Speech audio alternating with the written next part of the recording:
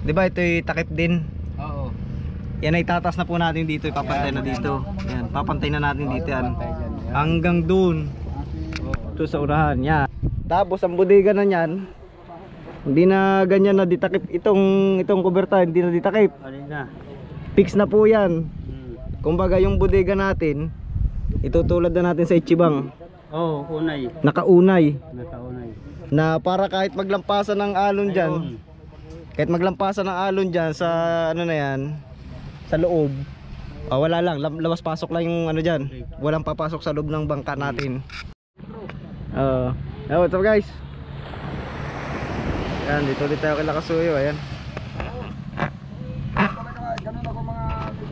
So ang gagawin, diskarte natin pagsampa nito guys, ay hindi na doon natin ilalagay sa dati, baka dito na lang banda sa malapit-lapit. Kaya sisikapin natin na 2 weeks matapos yung bagong plano dito sa unahan. Saka pala guys, tatanggalin na rin natin yung kilya. Ayan, tingnan natin yung kilya ito. Ayan. Ayan yung kilya. Ayan yung kilya. Ito. Ayan. So tatanggalin na natin yan. Kasi pagka gatong malitang bangka, tapos malitang kasko, medyo manipis kasi yung kasko nito guys eh.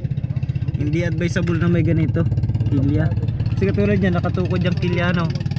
So napipersa yung kasko natin, kaya nagka-crack sa gitna yun eh. Yan, nagka-crack pero hindi naman nalabas dun yung tubig. So parang nagkalamat lang siya ba. Kaya tatanggalin na natin yan para safe na yung kasko ni Kasuyo. Yan. So ayun, sa bandang huli naman guys, wala na tayong problema doon kasi malaki naman ang lutang ng huli. Ang problema natin dito, kasi ang lutang niya dito hanggang dito. Yan dito. So ito kasi di naman to fix na kuberta, takip lang din ito. So baka nung takbo nila kumangat ito, pumasok sa loob. Yun ang naging dahilan natin ng pagkalubog, kasi wala naman tagang tama eh. Yung sabi nga pala ng iba, nung aking mga subscriber na may napansin sila dito na palabasan ng tubig ito. Ayan yan, palabasan niya ng tubig guys. Tignan niya, tubigan natin. May nakatali pala. Palabasan po yan ng tubig. Ayan o. Ayan o. Palabasan po ng tubig yan dito. So napansin daw nila dun sa vlog ko na may labasan nga ng tubig. So hanggang dito kasi yun guys. Yan, napansin nila nung dumangkal ako dito na may nalabas ditong tubig. Yan, nung ito'y kargado. Yan, mapaparod yun naman sa vlog natin. Hanggang dito yun eh, yung tubig. So nabanggit nila dito daw po dumaan yung tubig. So walang problema kahit dito po dumaan ang tubig papunta sa loob dito, kasi yan naman ay palabasan din talaga ng tubig dito. Yan, kubertado po kasi itong likuran natin guys. Yan. Yan. So wala nang iaangat dito, hindi naaangat ito. Yan, may tubig pa nga oh. Yan, kasi hindi tayo nakabalance, kaya nakaangat yung ating bangka, kaya may tubig na tira dito, kaya di lumabas doon. Anong layo ng tao pag natanaw na may tinataas ng bangka, yan ay kaya dito sa huli, so tagang hindi namin to pinagdudahan na sumalok ng tubig, kasi mataas tong huli natin eh. Yan. So ito po talaga yung palabasan ng tubig ano? May taga Mindanao, may taga Visayas, kabilaan yan. ay kung kailan dumami na iba-ibang kubertado yan. Kaya ang gagawin natin sa unahan, plano natin, pagtatawagin mo, magpapatulong ka lang ng magpatulong lang. tanggalin na natin yan, yung 20 na yan. Maraming dahilan. Yan, tanggal na yan para gumaan. Tapos ito, ayan ito. Ang isang tao ganitong presyo. Yan, Kebeds, tuloy na yung plano ito Kebeds ano? Tuloy ng plano ito, itaas na dito. Oo, Yan. So itong yan. Di ba ito'y takip din? Oo. Yan ay tatas na po natin dito, ipapantay na dito. Yan, papantay na natin dito yan. Hanggang dun. Ito sa unahan, yan. Pero hindi muna natin gagalawin ang ruda sa unahan, kasi medyo malaking trabaho pa yun eh. Tapos dito, lalagyan din dito yan, kaunti. Pero ito, wag mo nang dugsungan ano kay Beds. Hindi muna dudugsungan ang unahan. dugsungan lang. Dugsungan ng konti lang muna. Konti, dugsungan. Pero hindi siya yung gagawin floater. Oo, So ganyan muna ang style pa rin. ganyan. Hindi muna natin ijajanggas guys. Binisaya pa rin ang unahan natin. Para tumas lang din dito. Tapos ang bodega na niyan, hindi na ganyan na ditakip itong kuberta, hindi na ditakip. Alin na? Fix na po yan. Hmm. Kumbaga yung bodega natin, itutulad na natin sa Ichibang. Oo, unay. Nakaunay. Nakaunay. Na para kahit maglampasan ng alon dyan, Ayun. kahit maglampasan ng alon dyan sa ano na yan, sa loob, wala lang, labas pasok lang yung ano dyan. Walang papasok sa loob ng bangka natin. Yung para safe na talaga. Oo. Ayun. So ngayon kasi pagka umalon talaga at pumasok dito, medyo alanganin tong takip dito sa ilalim eh. Oo. Doon yan lumangat. Ayan. Tapos, di syempre, lalaki yung ating bodega. Oo. Ano kayo Bedo? Lalaki. Lalaki ating bodega no? Kasi tataas man siya. Oo. Tapos sa haba pati. Totoo. Bali dalawa na rin naman yung bodega na yun eh. Oo. Sagad na yan. Oo, sasagad natin. So hindi na rin magagamit yung dalawa. Wala na, hindi na. Wala na, kasi malaki na yung laman ng bodega natin eh. Hmm. Sa laman pa lang ng bodega na ito, yun na yung karga ng bangka. Yan. Kaya wala na rin to, hindi na rin to magagamit talaga. Laki pa dyan, oh, yung dating. Mas lalaki pa doon. Iuunay na natin. Ang target naming trabaho, 2 linggo. Oo. Pero pinakamatagal na yung 3 linggo siguro. Kasi nakadepende po yan sa dating ng ating materialis. Yan. Ito tanggalin na namin ito mamaya. Yan. Baklas na yan. Magkakape lang kami. Kaya kakape muna kami bago natin tanggalin. Oo. Hindi pa. Siya nga pala, itataas na rin namin to. Chin block lang ang gagamitin namin. Kaya na, ako lang mag-isa. Ito? Sa kaso, Tumasya? kailangan ko. Jack. Jack mo. Ako lang mag-isa. Kaya naman ang jack ano. Ay, kaya. Ayan.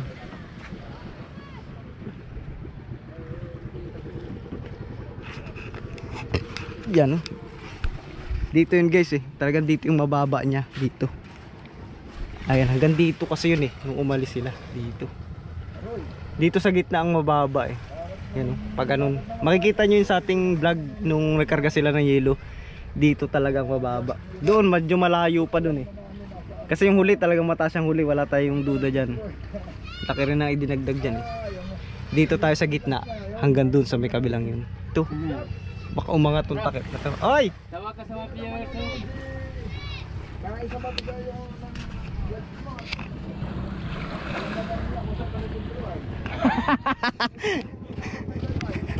Napanood niya intro ko? Hindi na kami manonood ng... Sino yun, si tayo sa bato? Hindi na daw siya manonood ng... Alam na daw naman nila kung saan ka nag-intro. Oy, shoutout sa idol! Tayo sa bato! Ayan. Alam mo pala, doon ako banda nag-intro. Kita niya yung pinag-introhan mo eh. Nakakita sa live. Hindi, may mga viewers din kasi tayo na pinaliliwanagan natin na medyo ano. Sa inuman at sa batasan, number 1 taga Quezon. Ba? Isa na eh. Ayan. So may mga viewers kasi tayo na ano, Kaya sa isla lalo. na late nilang napanood yung ating vlog. Ng Banugay. Kaya pinapaliwanag natin. Ayan, so naka-live nga pala guys. Ayan. So sinashoutout tayo. Ayan. Ay, siya nga pala yung makina. Hindi na nito. Yung makina nito okay na. Pati yun, mga linis na rin yung mga wirings niyan. Badigas. Pero yung dalawang ano dyan, ang tawag dyan, yung overhaul yung makina ni Tawag dyan? Yodol. Hindi. solar ano. Nalimutan kong tawag, nasa dulo ng dila ko. Hindi na overhaulin kasi hindi naman wala naman sira. Kami, controller yun, solar controller, wala na talaga yan, sira na. Hindi naman susubukan pa. Ano kaya? Ay baka sunog na yan.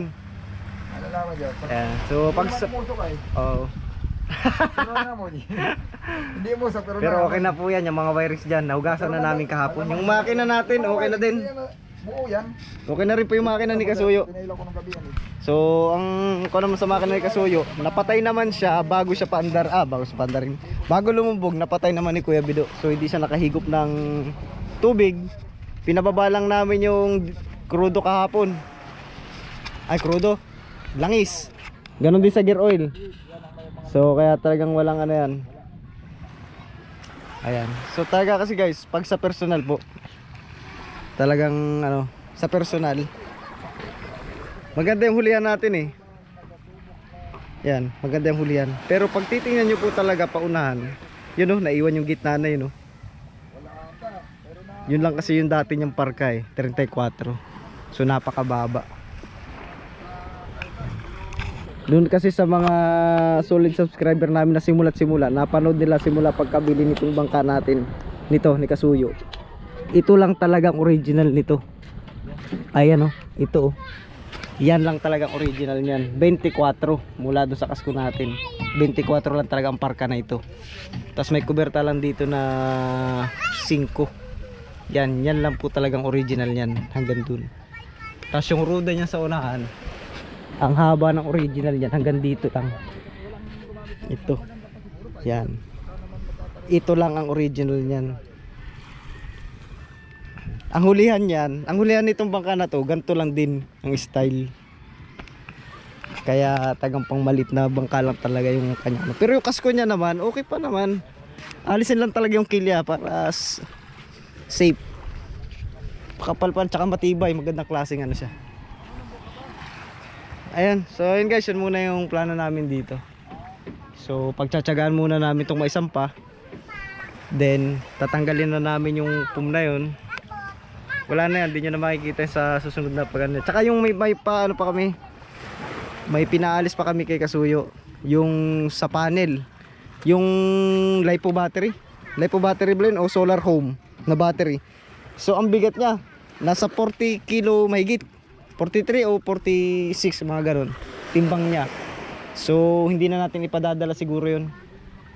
Isang battery na lang tayo para sa starter. So magbabawas na rin tayo ng panel. Yan, baka yung panel dun sa una nang alisin natin yung isa, yung 500 at 200. Tanggalin na natin. Tapos magdadagdag, ang gagawin na lang yung battery 6SM. Yun na lang din. So hindi naman ganong gamitin yung sa battery nito eh. Kasi yung sa 12 volts naman ito, kahit isa or dalawang bumbilya lang buksan nila sa gabi eh. Kasi talagang pinakang gamit naman talaga nito yung sa generator 220. Yun, talagang pagagaanin natin siya ngayon. Pagagaanin, tapos ikukuberta na natin yun dun. Yan, abangan nyo na lang guys, ano. Alam kong marami sa inyo dyan ang nadismaya rin dahil sa ano yung ating bangka, so hindi nakalaot. At syempre gastos na naman talaga. Ayan.